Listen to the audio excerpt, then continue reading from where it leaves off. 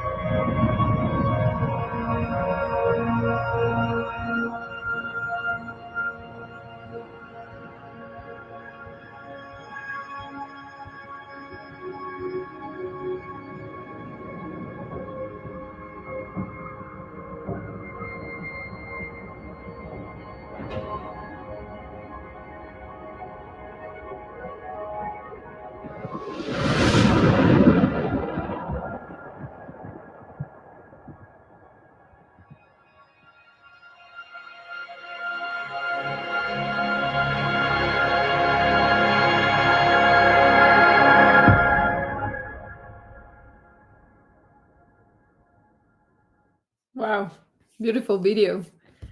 Cool. So now, without any further ado, I would love to welcome Bor onto the stage. Hey, hello.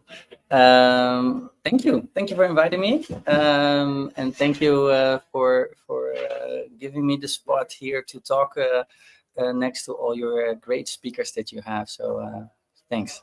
No, absolutely, Bor. We're super excited about your talk, and thank you so much for being a magician. I know you also have another. You're in London for Design Week, so you have quite a busy agenda because obviously you're doing such an amazing job. But yeah, I'll just let you do your thing, and then once you're done with your presentation, just let me know, and I'll come back for some questions. Perfect. That's amazing. So first of all, hello everybody, and I'm glad that everybody takes the time to listen to me.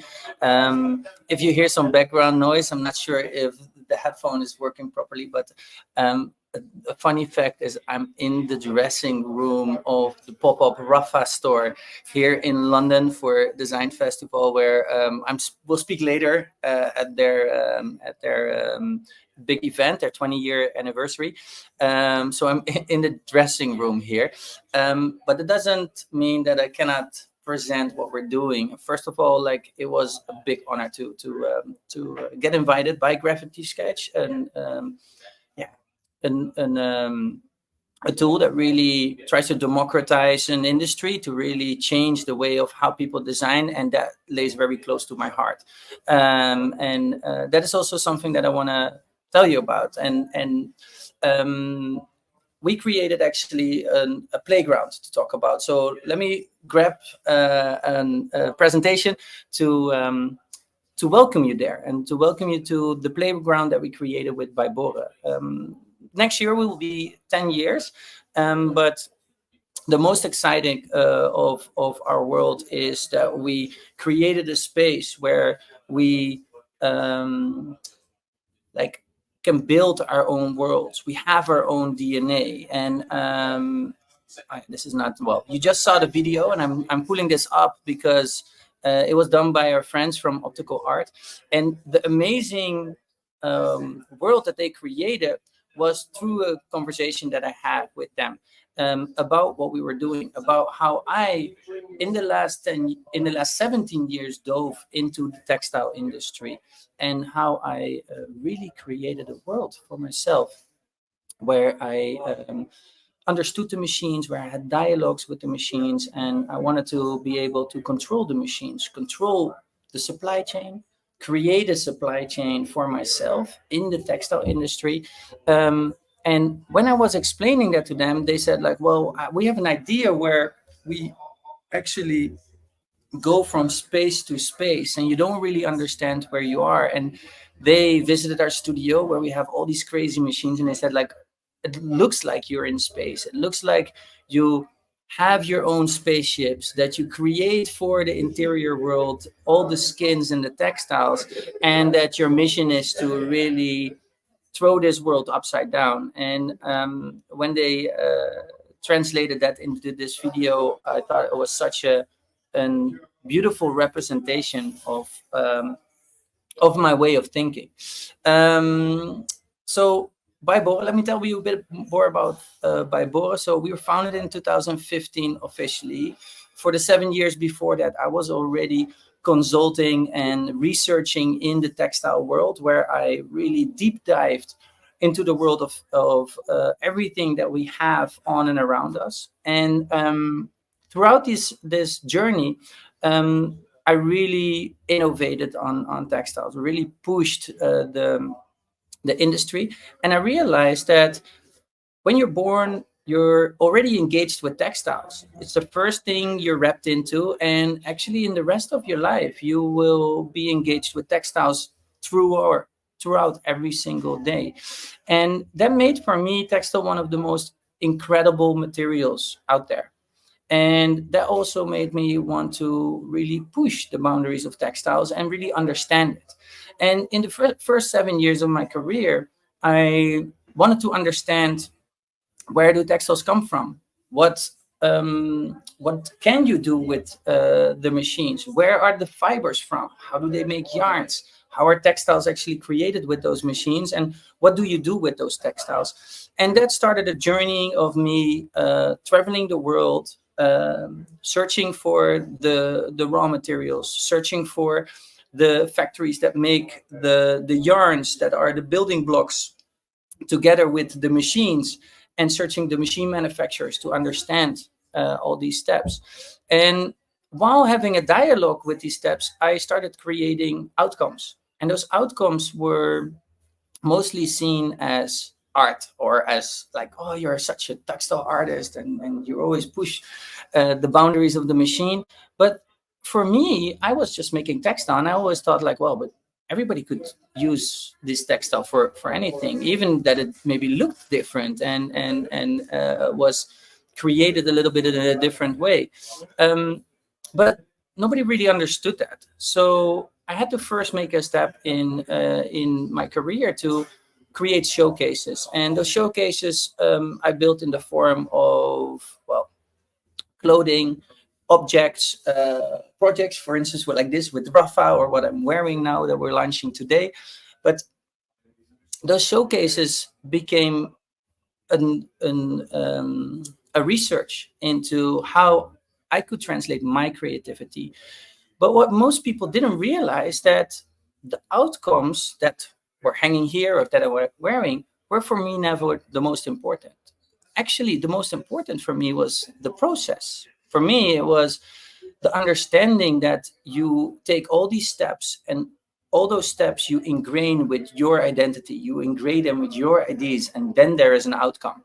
And the outcome is just a sum of your ideas in dialogue with the system. And that is also where BYBORRE is now. We went through all these showcases, we went through all that inspiration, and became a very inspiring company that a lot of people had the outcomes on their walls as inspiration.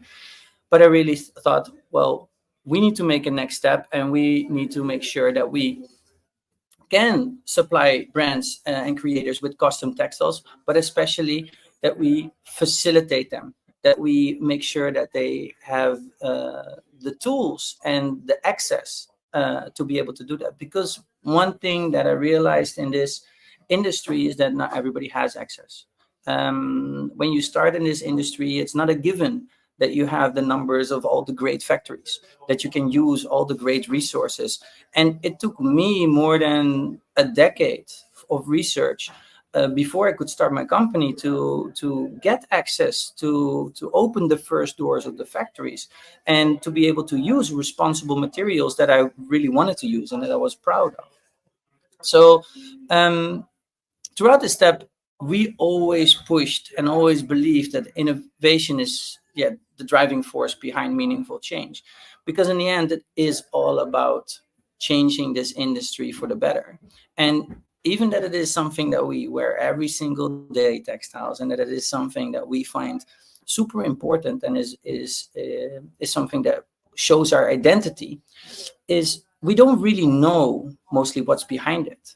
And that's what I realized, that is where we need to innovate. It is one of the most unresponsible industries. It is one of the most polluting industries. Well, I don't have to tell you, in the last couple of years, we've seen all the images of the piles of the mess we are making, and we can change it by trying to do better. But that also means that, like, the system that was set up is broken.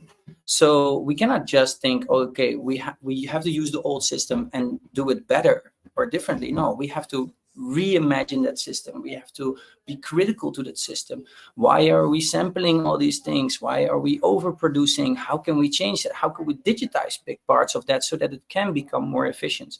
How can we give access to the beginning of the supply chain? So those were questions that I was asking myself. So what we said was, how can we picture a future where textiles truly we thoughtfully create at every step? So what steps are then important? And one thing, of course, as a creator by heart, is you want to control your aesthetics. You want to make sure that your DNA, you're able to integrate your DNA in the process. The next step, of course, is you want to have control over your impact. So how do you do that? How can you make sure that the fibers you choose, the factories you work with, the machines you work with, what type of energy and how much energy do they use? Where are they based? So how can you have a total transparent supply chain on that? And that was something that was truly, truly important for myself. And then last, of course, the control for functionality. Why, like, for what are you making it? For who are you making it? Because there should be only one reason to really create, and that is that you're creating something that will be used. You're not creating something for the moment of sale. Like, that's business, and business is important, but the true meaning of creation should be that you want a product to be used. And the usage is the most important. So you have to understand the functionality and have to control that functionality. Those were all steps that we started thinking on. And and this is an inside picture of one of the machines that we have at the studio.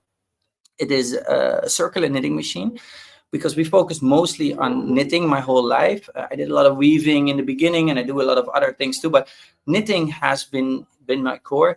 And one of the machines that is used the most in this industry is the circular knitting machine. So all your jerseys, from your normal t-shirts or your sweatpants and stuff, are made on these machines.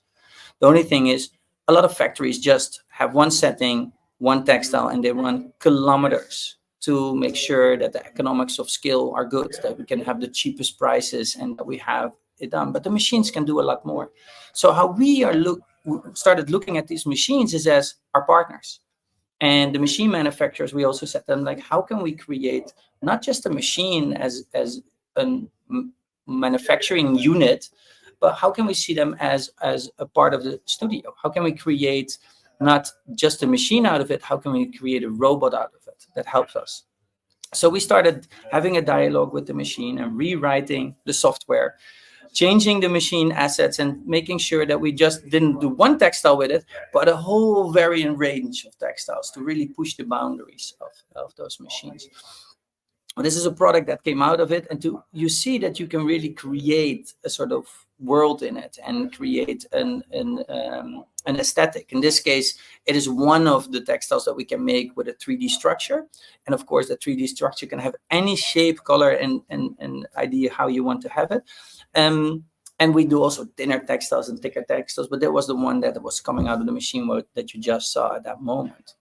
So one of the important things that we started working on in the beginning was actually when I was engaged with the machines in the beginning, I saw all these textiles coming out of the machine. And I realized that the needles of the knitting machine actually were controlling the stitches. And for me, that was an interesting thing. I was like, but how can I control these needles actually? How can I control from a design process that I want to create something and create a DNA into the machine? And we started developing pixel to needle. And pixel to needle became an, oh, wait. Oh, that should be a video that is playing. I'm not sure how I can. Why is this not working? It's always like that, huh? Why? Trying to. Not sure if this works. No. That's a pity. Yeah, I'm seeing if I could send the link here. I'm not sure if I can, because it's quite interesting to see. Because at this, let me share this really quickly.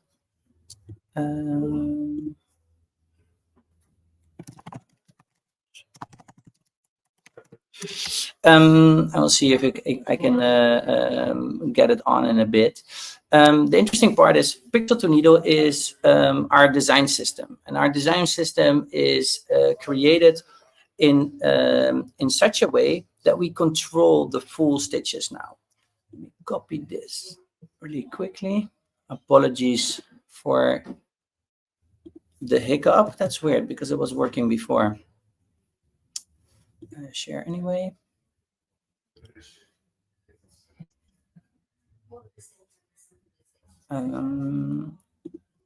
Because I do think,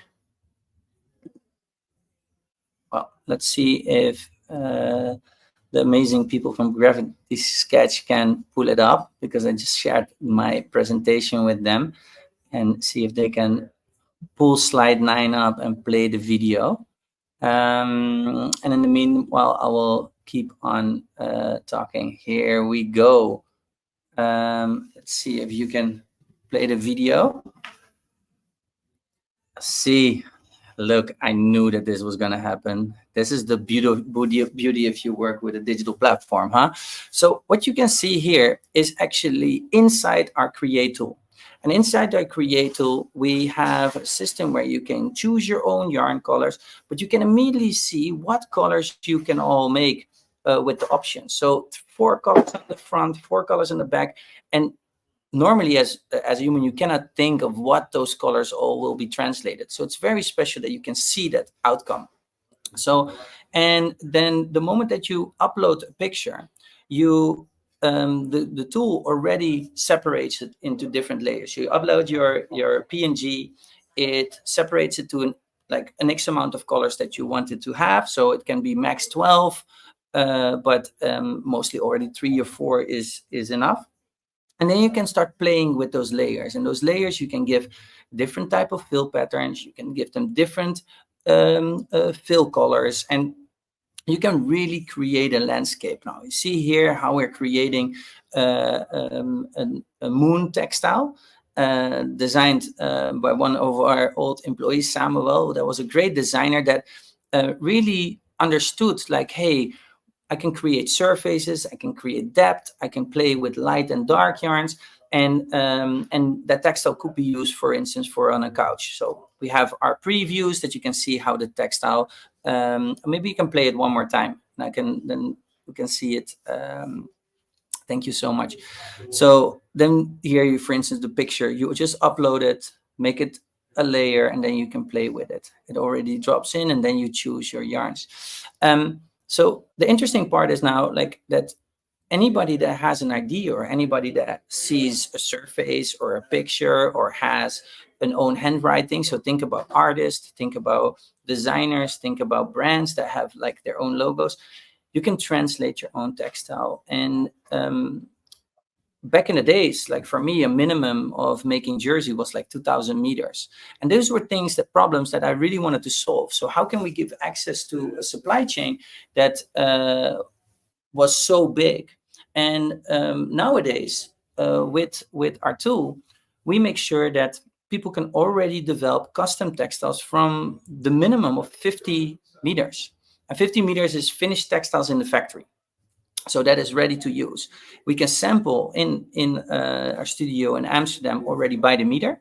So those samples you get and you can test with it, and then you finish it, and that is textile that you can use and wash and use for couches, and is like totally good for all the different types of functions you need.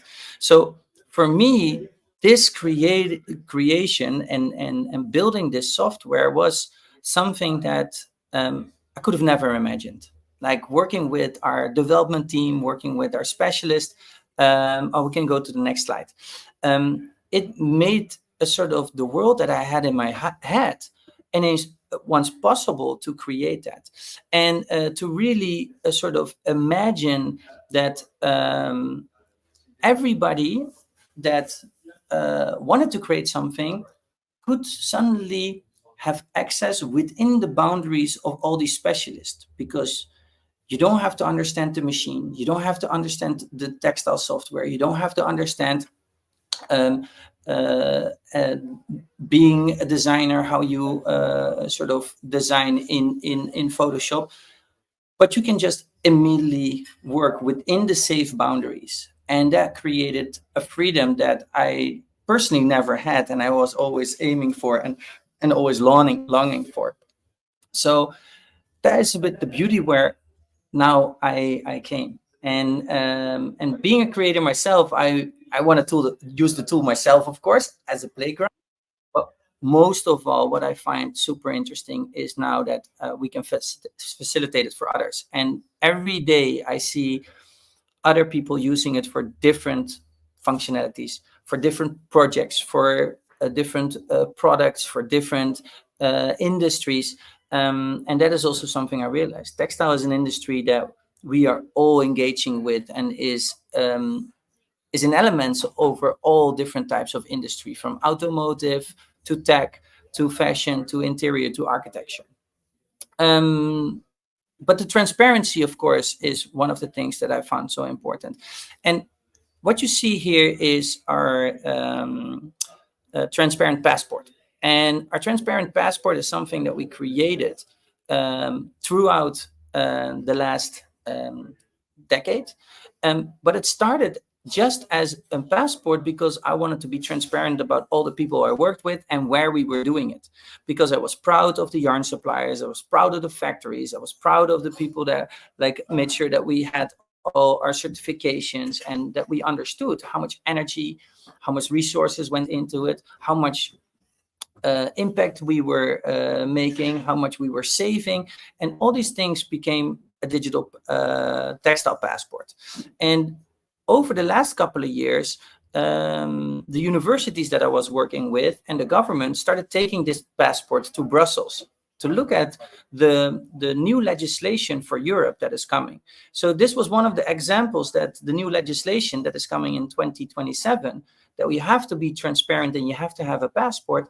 This was a starting point for that. And it's literally going to change the whole world of how we produce and how we import and how we make our textile products and our general products. So there's so much going to change in the coming years in this industry that it's interesting to be a front runner on that, but it is also like I'm very happy that it is happening, because without legislation we could never stop overproduction, we could never stop very cheap fast fashion, we could never stop all these brands that don't really care, because if you don't care you have to be legislated, otherwise we don't make the step. So I'm super proud that our digital passport was a step for that. So in short, there's 4 steps that the tool is offering. So create enhances your creativity so that you can create your own textiles without any limits, and use it for whatever you want to do. The second step is we can rapid sampling. So if you have an idea, you're in the tool and you submit it, within a week, you already have the textile in your hand and you can make your own sample. And the third, as I said, like, is impact. Impact awareness is so important. And with every textile you make, we create a fully transparent passport so that you can talk about this to your following. You know that what is in your product, and you can easily ship and be ready for the future that is coming with legislation. And as last, it is the possibility for us to do an on-demand production already, starting from 50 meters, but we also have clients that do thousands of meters for their hotels, for their clothing, for their interior. So that can scale up. So this was, in short, a little bit about BYBORRE. So maybe it's good to skip the take away the slides, and I can tell a little bit more about where I believe the world is going to, and also why I am so enthusiastic to be on stage here, because as a creator, as I said first, like, your world is you create your own world, and you have the ability to make anything that your mind imagines, and that's amazing. But the reality, when you are creating more, you're becoming a little bit older and you see what is happening in the world, you also see that you have a responsibility to that you need to take for pushing things out of into this world. It is not just that because you can create, you should create. It is a massive responsibility that if you can create, that you create things that are really necessary. Because the fact is, if nobody will use your products, you should never create your products. And that is a mindset that I really believe in. And that was also a reason why, after years of having my own brand and years of creating a lot of own products, we said, let's stop in the normal cycle of every season a new big collection, every season more products, and start open sourcing all the things that we can do well. Start digitizing our supply chain, start open sourcing our create design tool for creators like you that want to have responsible textiles, and make sure that there is a responsible option for the raw materials that we use. And that is a big part of my mission now, where I'm founder of BYBORRE. I work on the legislation with the overarching Union of Textiles in the Netherlands. And I help the government a lot to see what are we going to do in the coming years when all the legislation is coming. And it's not that I will never make product. For sure, I still have a love for making amazing products and collaborations like this, for instance, with Rafa. But for instance, this jacket I made 10 years ago, and I was wearing it outside before, and people came up to me, it's like, oh, I remember this. Can I still get it and stuff? And it's like, then you know that you've built something that will last, and build something that will leave a legacy. And I believe that is why I'm here, and I believe that we're gonna create a lot of beautiful products in the future. But to tell more about that, I need a little bit more of patience to get that into the world. And for now, I want to thank you all, and I would. Daniela already is there to jump on and ask if there's any questions. Yeah, for sure. Well, thank you so much for that, Borre. It's so inspiring to hear the whole story, but also to hear how you speak about creation and the responsibility that we have as creators, as designers, to put things out into the world. So Yeah, I there's think so it's much. massively important. I think that's the main importance, because like I've been designing for over 17 years now, and I had the amazing privilege to be able to travel the world and be in so many boardrooms of automotive companies, of design companies, of like some of the biggest tech companies in the world that we use all the phones of. And then you started to understand that like it's people like you and me that make decisions over the products we use every day, the products that we are looking at now, the products that we're wearing and stuff. And also all the things that are discarded all the time, also all the things that we actually think that suck, also all the things that break all the time. So the reality is that there is a massive responsibility in the hands of these designers. So it's yeah, I don't think that can be said enough.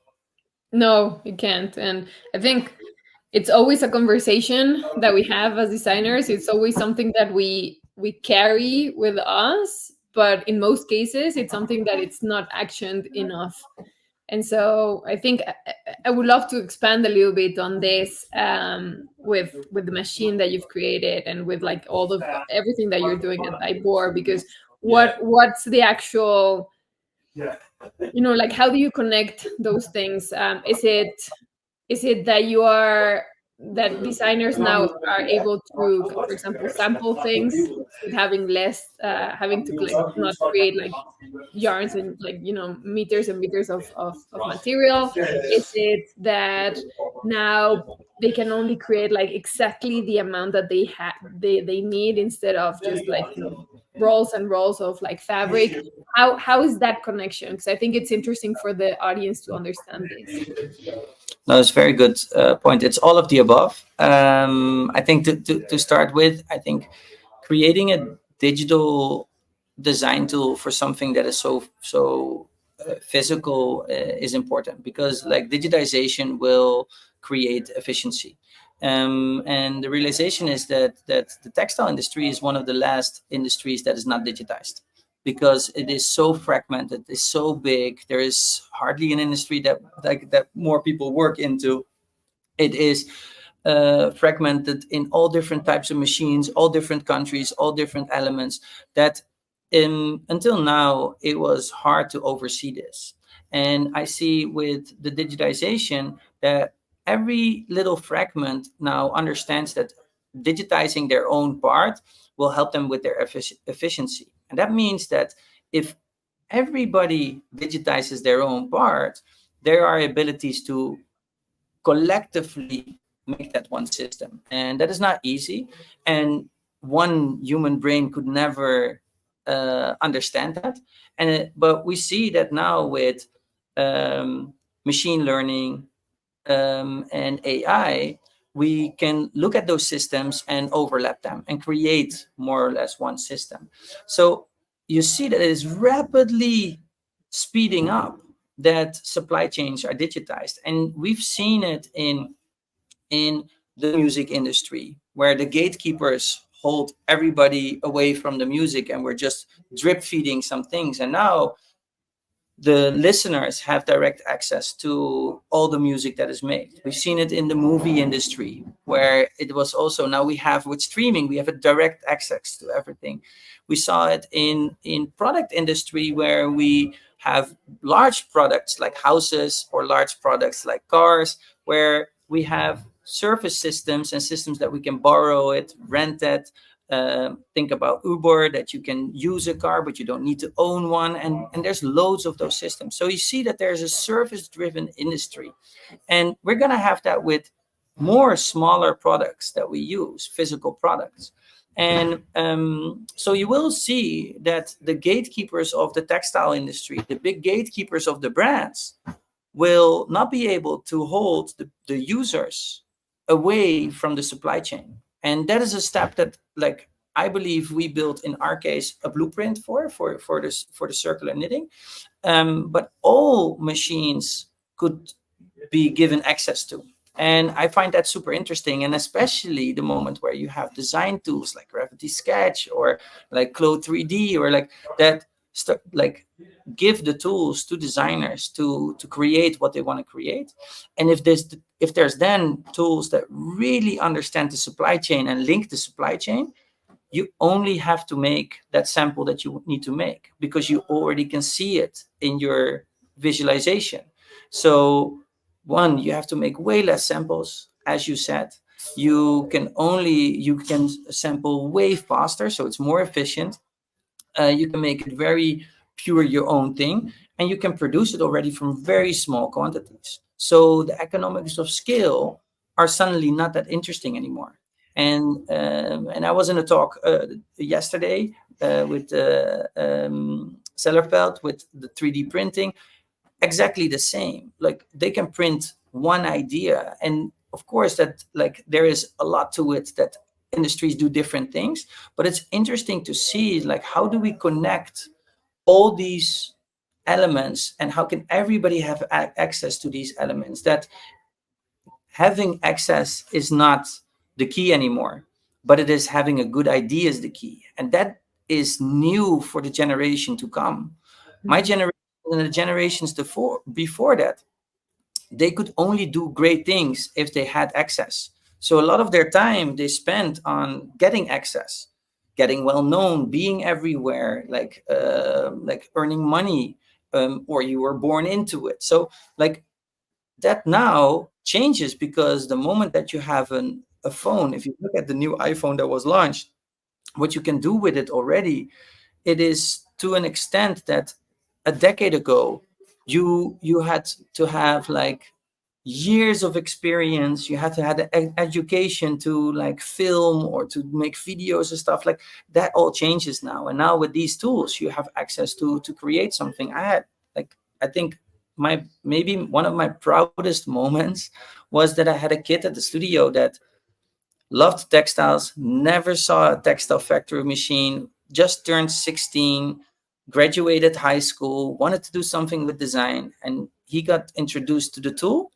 The same week, he designed textiles. The week after, he made his first shirt, and there was a passport with it, and he was showing it to people, and it was like, oh yeah, the yarn is from here, it's responsible.